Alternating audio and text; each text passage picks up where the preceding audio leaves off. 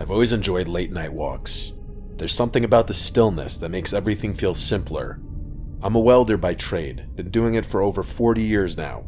I live alone on a big farm, just me and my dog Bosley. The house is too large for one person, but I never had the heart to downsize after my wife Maria passed away. My kids moved out years ago, and ever since cancer took her, it's just been me and Bosley. One night, after a long day in the shop, I decided to go for a walk. My property is pretty big, so just a single loop is usually enough to satisfy my craving. The air was cool, and Bosley trotted along beside me. Sometimes I think he likes me more than I like him. I've walked that loop hundreds of times, but as I was heading back toward the house, something caught my eye. I glanced up at the second-story window, the one that looks out from the bedroom Maria and I used to share. For a split second, I thought I saw something move.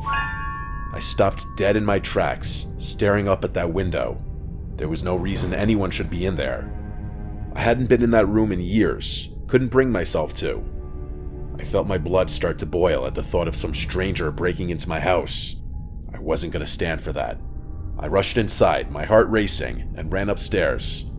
The room was empty, just like I'd left it. No sign of anything out of place.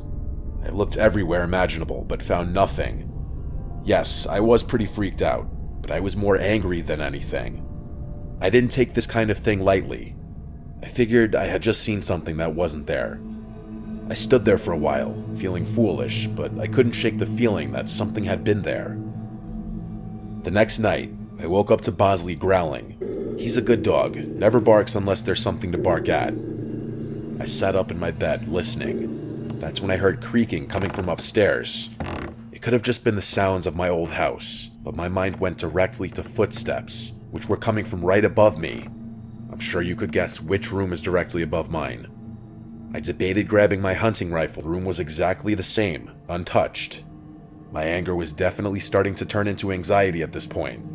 Something didn't feel right in the house. The following night, I came downstairs to find the kitchen lights on. I know I turned them off before bed. I don't leave lights on. There was no question anymore. Someone was in my house. I started to panic. I called the police and told them I thought someone might be sneaking around. They came out, searched the house from top to bottom, but found nothing. They were nice about it, told me to call again if I needed them, but I could tell they didn't believe me. The next night was the worst by far.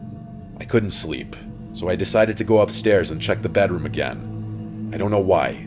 Maybe I thought it would settle my mind. But when I opened the door, I froze.